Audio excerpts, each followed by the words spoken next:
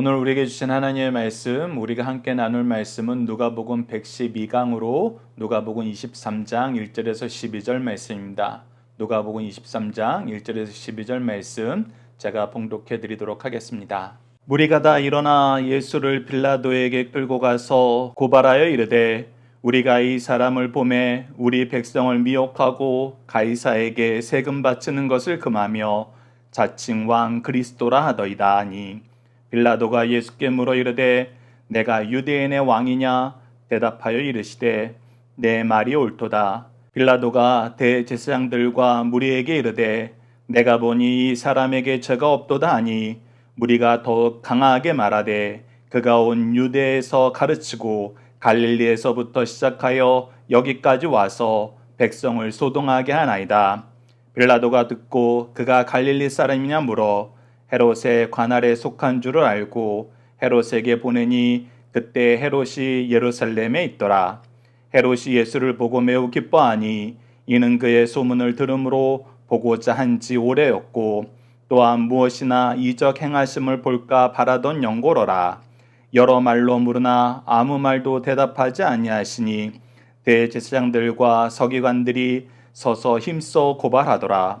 헤롯이 그 군인들과 함께 예수를 업신여기며 희롱하고 빛난 옷을 입혀 빌라도에게 도로 보내니 헤롯과 빌라도가 전에는 원수였으나 당일에 서로 친구가 되니라. 아멘. 오늘 본문 말씀을 복음서에 나타난 빌라도의 재판이 주는 교훈이란 제목으로 함께 말씀을 나누도록 하겠습니다.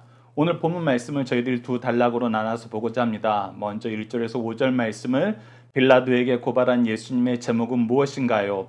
이 말씀 우리가 22장 71절과 마태복음 26장 65절 말씀을 통해서 함께 보도록 하겠습니다. 키워드는 신성모독, 세금, 자칭왕, 무죄 선고입니다. 자, 1절 말씀을 보시죠. 무리가 다 일어나 예수를 빌라도에게 끌고 가서, 자, 이 부분이 우리가 사도행전과 함께 묵상하면 굉장히 신비로운 부분이면서 또 이 내용을 알게 되면 이 유대 지도자들이 가지고 있는 악한 모습이 얼마나 컸던지 우리가 발견하게 됩니다. 우선 우리가 왜 이 사람들이 빌라도에게 데리고 갔을까? 이 부분을 봐야 됩니다. 이 유대인들은 자기 종교에 대한 부분에 대해서는 자치권을 가지고 있었어요. 그래서 사내들인 공회에서 재판이 있었던 것입니다. 그러면서 이들이 사형시킬 수 있는 방법이 없었는가라고 보면은 우리가 사도행전 7장에서 스데반 집사에 대해서 돌로 쳐 죽이는 그런 행동을 하는 것을 보면은 이 집행권도 어느 정도 인정이 돼 있었어요. 그런데 왜 빌라도에게 데리고 갔을까? 왜 빌라도에게 데리고 갔을까라고 했을 때는 이 유대 전통에 따라서 우리가 이 내용을 보면은 이들의 악함이 드러납니다. 이들의 악함이 무엇이냐라고 했을 때 우선 예수님이 잡히시던 날은 바로 유월절 바로 전날입니다. 그런데 이들이 만약에 그들의 손으로 예수님을 돌로 쳐 죽이면은 사람의 죽은 시체를 만지거나 그거에게 관여한 사람은 하루 이상의 정결의 예식 기간이 필요해요. 그것이 하나님께서 구약에서 유월절 규례로 또 부정한 것을 만졌을 때 그것을 정결하게 하는 규례로 주셨던 하나님의 질서예요. 그런데 이들이 만약 자기네들의 그 율례로 종교권을 가지고 예수님을 죽이면은 그들은 지금 뭘 못 지켜요? 유월절을 못 지켜요. 더 나아가서 유월절 넘어서까지 예수님을 그냥 놔뒀다가는 유월절 기간 동안에 사람들이 예수님에 대한 생각이 어떻게 바뀔지 모르기 때문에 이제는 빌라도의 손을 빌어서 먼저 죽여야 되겠는 거예요. 근데 우리가 예수님을 통해서 여러 번 유대 민족의 외식을 지적하셨던 것처럼 그들이 겉모습은 예배자이나 겉모습은 하나님께 예배를 드리나 그들의 심중, 중심은 어떤 삶을 살고 있습니까?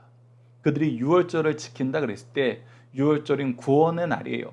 더군다나 예수님은 유월절 어린 양으로서 이 땅에 오신 메시아이십니다. 그리스도셔요. 근데 그분을 죽이려는 악한 마음을 가지고 온갖 부정한 일을 지금 다 하고 있죠. 거짓말로 재판정에서 거짓 증인을 세우고 죄 없으신 걸 알면서도 그들이 아주 뻔뻔하게 예수님을 죽이는 것이 온 민족을 위한 일이라는 그런 핑계를 만들어서 그런 명분을 만들어서 예수님을 죽이려고 해요.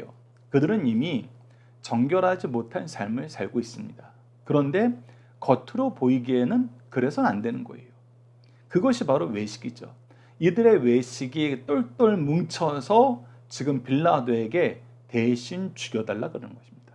우리는 지금 죽일 수 없으니까 네가 빨리 죽여달라. 즉 빌라도에게 지금 뭐하러 간 거냐면 살인 청부하러 간 거예요. 유월절을 앞두고 유월절을 가르치고 지키는데 모범이 돼야 되는 사람들이 지금 빌라도에게 살인 청부하러 간 것입니다. 그래서 고발하는 그 내용이 그들이 자기네들 사내들인 공의회에서 재판할 때 나왔던 그 제목과 완전히 달라져요. 왜? 로마의 손을 빌려서 죽이려면은 동일한 제목으로는 안 되거든요.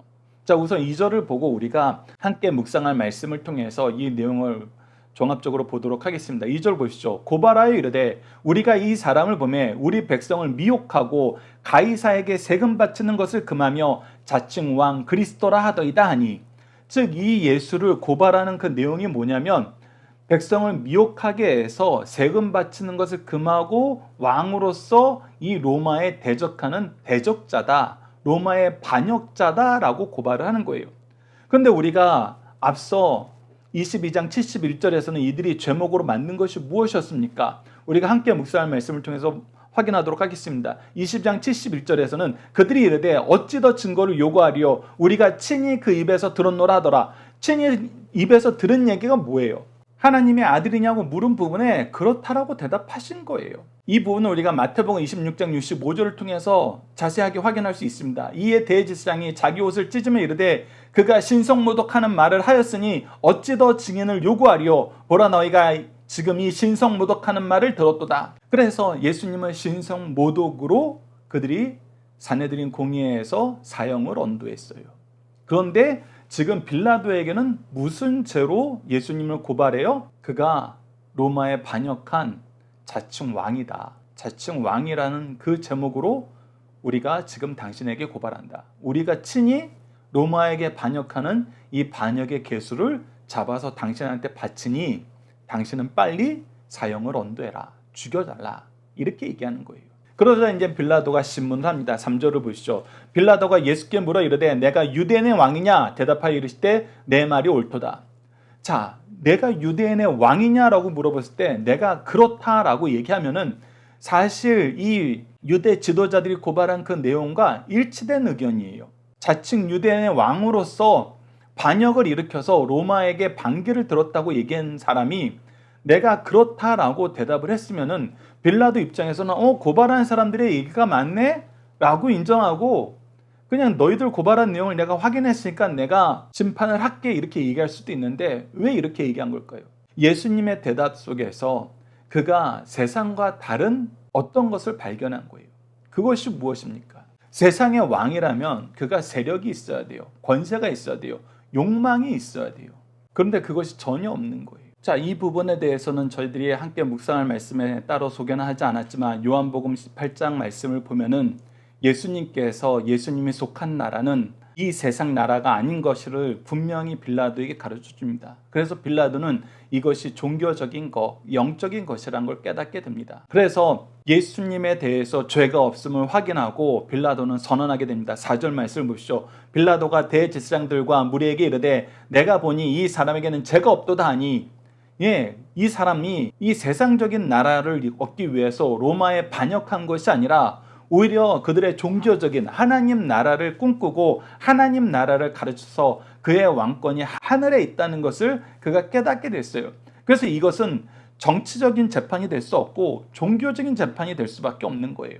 그래서 자기가 이 부분에 대해서는 무죄하다고, 정치적인 부분은 무죄하다고 선언하게 된 것입니다. 그런데 5절 말씀을 보십시오. 무리가 더욱 강하게 말하되 그가 온 유대에서 가르치고 갈릴리에서 시작하여 여기까지 와서 백성을 소동하게 하나이다.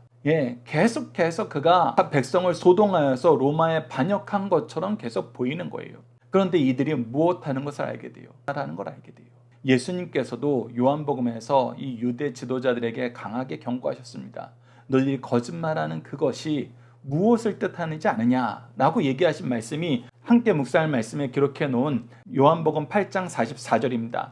너희는 너희 아비 마귀에게서 났으니 너희 아비의 욕심대로 너희도 행하고자 하느니라. 그는 처음부터 살인한 자요 진리가 그 속에 없으므로 진리에 서지 못하고 거짓을 말할 때마다 제 것으로 말하나니 이는 그가 거짓말쟁이요 거짓의 아비가 되었습니다.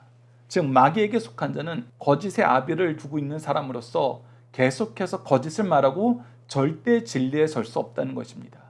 그래서 진리 대신 복음 대신 예수님이 오셨는데도 그들은 받아들이지 못하는 거예요. 그 안에 서지 못하는 것입니다.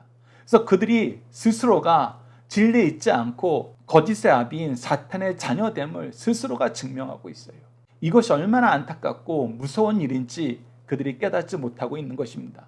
그것을 예수님께서는 계속해서 말씀해 주고 계시는 거예요. 자, 두 번째 단락을 보시다. 빌라도와 헤롯은 무엇을 하며 친구가 되었나요? 6절에서 12절까지의 말씀입니다. 이 단락의 키워드는 헤롯 관할, 이적 구경, 업신여김, 희롱입니다.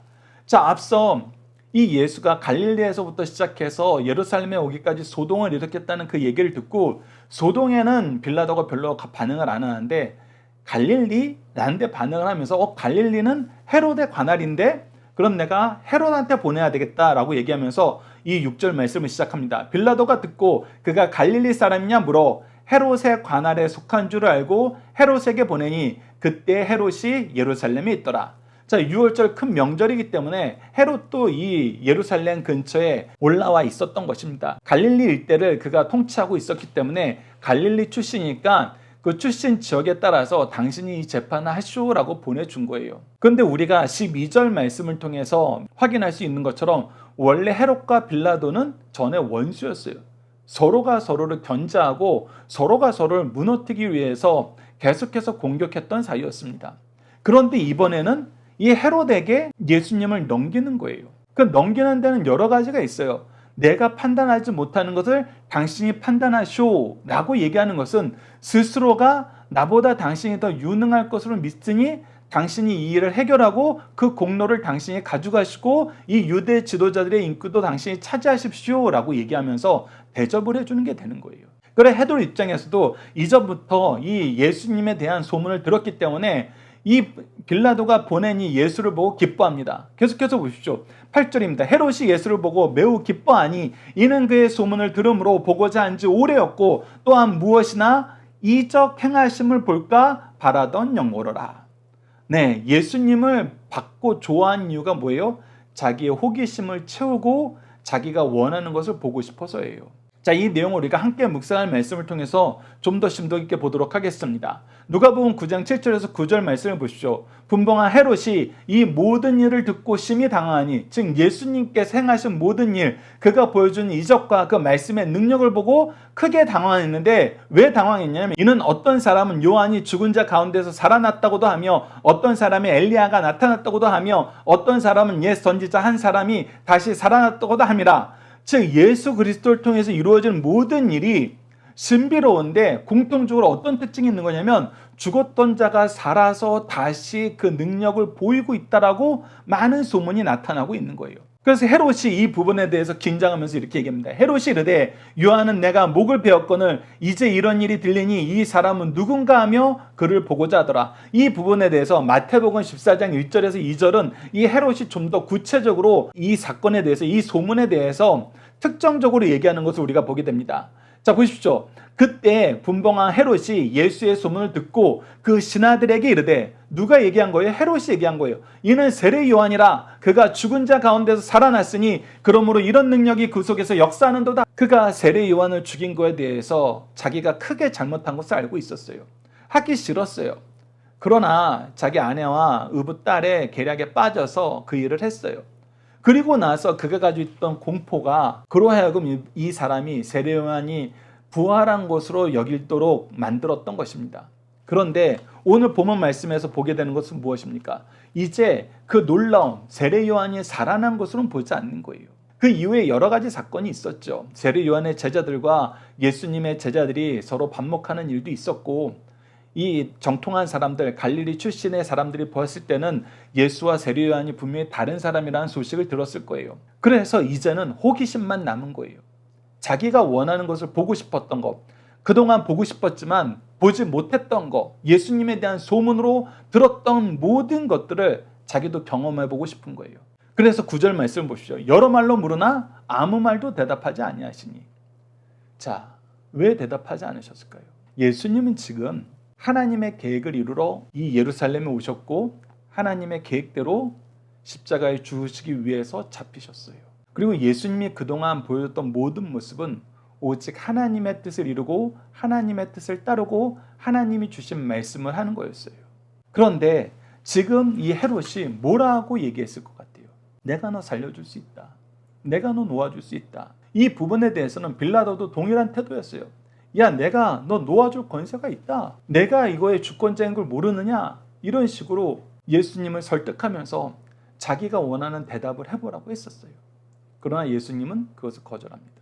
왜? 예수님의 길이 아니거든요. 하나님의 뜻이 아니거든요. 그때 혹시라도 헤롯이 이렇게 관심을 보이고 교묘한 말로 설득을 하니까 예수님을 고발한 대제사장들과 서기관들은 어떤 태도를 취합니까?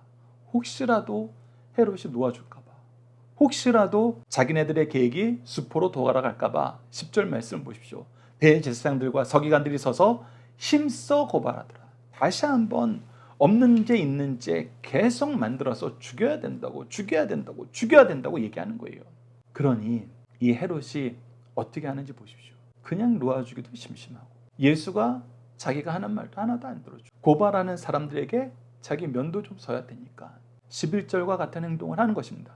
헤롯이 그 군인들과 함께 예수를 업신여기며 희롱하고 빛난 옷을 입혀 빌라도에게 도로 보내니, 예수님을 가지고 놀다가 빌라도에게 보내면서 네, 잘 가지고 놀았소, 보내줘서 고맙소, 하지만 나보다는 당신이 영광을 받으시는 게 좋겠습니다 라고 하면서 보내는 거예요. 굉장히 우호적인 제스처와 상대방을 존중하는 모습으로 예수님을 주거니 받거니 한 것입니다. 근데 이들이 원래 어떤 자들이었다고요? 12절, 헤롯과 빌라도가 전에는 원수였으나 당일에는 서로 친구가 되니라. 서로를 존중해주고 서로를 높여주고 서로가 더 잘한다고 칭찬해주고 있는 거예요. 그래서 이들이 하는 일은, 이들이 친구가 됐던 일은 악한 일을 서로가 용인하면서 정의를 행하지 않고 공의를 행하지 않고 의로운 일을 행하지 않으면서 악한 자들이 왜 예수님을 고발하고 예수님께 죄가 없음을 알면서도 이것을 정치적으로 이용하고 자기네들의 인기를 높이고 자기네들의 업적으로 만들기 위해서 예수님을 가지고 놀고 있는 것입니다. 그래서 서로 악을 행하면서 친구가 되어버렸어요. 의로우신 예수님을 공격하면서 친구가 되어버린 거예요. 이런 일이 예수님을 대하는 사람들 안에서는 자주 나타났어요. 빌라도와 헤롯도 원수였는데 친구가 되어서 예수님을 가져 놀았고, 바리새인들과 사두개인들도 원래는 적대적이었는데 예수님을 죽이려는 계략에는 같이 협력하여서 서로 팀을 짜서 와서 공격했어요. 이 부분은 정치적으로 물들었던 헤롯 땅도 다르지 않았습니다. 이들이 서로가 견제하며 서로가 미워하며 서로를 무너뜨리려고 끊임없이 시도했던 자들이 예수님을 앞에 두고서는, 진리를 앞에 두고서는, 하나님의 뜻을 앞에 두고서는 힘써 힘을 모아 거절하고 이것을 서로 잘한다고 칭찬하고 있는 거예요. 이것이 악한 자들의 특징이라는 거 우리가 함께 묵상할 말씀에서 시편 36편 3절과 4절 말씀을 통해서 확인할 수 있습니다. 그의 입에서 나오는 말은 죄악과 속임이라. 그는 지혜와 선행을 그쳤도다. 그는 그의 침상에서 죄악을 꾀하며 스스로 악한 길에 서고 악을 거절하지 아니하는도다. 자, 이 말씀이 빌라도에게도 헤롯에게도 유대 지도자들에게도 지금 정확하게 적용되고 있어요. 의로운 분은 의롭더라고, 죄가 없더라고 알면서도 얘기하지 않는 거예요. 이 부분은 우리가 다음 시간에 빌라도가 예수님에 대해서 어떻게 대하는지에 다시 한번 나오게 됩니다. 자, 중심사상 하나씩 보도록 하겠습니다. 첫 번째는 사내들인 공예는 신성모독죄로 예수에게 사형을 선고하고 빌라도에게는 내란죄로 상고하였습니다. 예수가 자칭 하나님의 아들이라 함을 신성모독죄라고 사형을 선고한 사내들인 법정은 빌라도에게 상고할 때는 백성을 미혹하고 가이사에게 세금 바치는 것을 금하며 민족을 오도하면서 자신을 왕이라고 한 정치범으로 고소하였어요. 종교사범이라고 재판정에서 선언을 하고 종교사범으로 상고를 하는 거예요. 거짓 증거와 중상모략은 마귀와 그 하수인들이 애용하는 사탄의 전략적 무기입니다. 또한 형사재판에서 1심 제목과 상고심의 제목이 다른 것은 예수님의 재판에서만 있음을 우리에게 보여주고, 그를 통해서 이 사내들인 재판도 빌라도의 재판도 얼마나 불법적이었는지를 보여주고, 동시에 우리가 예수님의 재판의 역사를 다 보고 나면은 환히 드러난 게 뭐예요? 예수님은 종교적으로도 죄가 없었고 정치적으로도 죄가 없었다. 이 부분을 우리가 주목해서 봐야 된다는 것입니다. 두 번째, 마귀의 하수인들은 평소 이해관계 때문에 싸우다가 교회에서 선한 일, 주의 종들을 반대하는 일에는 하나가 되었습니다. 성령이 내주하시는 은총 속에 살지 못한 자들은 평소에는 이해관계 때문에 의견이 대립하여 싸우다가도 하나님의 역사를 역행하거나 선한 일을 반대하는 일에는 쉽게 의견이 일치되어 악한 일을 하게 됩니다. 빌라도와 헤롯이 그러하였고, 세상이 교회를 핍박할 때나 교회에서 선한 일에 반대하거나 교육자를 박해할 때도 평소 반대자, 원수가 협력하여 친구가 되어 함께 공격하는 것을 우리가 볼 수 있습니다. 교회와 성도는 늘 이를 명심할 것을 가르쳐 주시는 말씀입니다. 이를 명심하고 이런 일에 휩싸여서는 안 됩니다. 세 번째, 예수님은 율법이나 로마법에 모두 무죄하셨다는 것입니다. 빌라도 총독은 예수의 사건을 심리한 결과 무죄였고 헤롯도 무죄로 보았어요.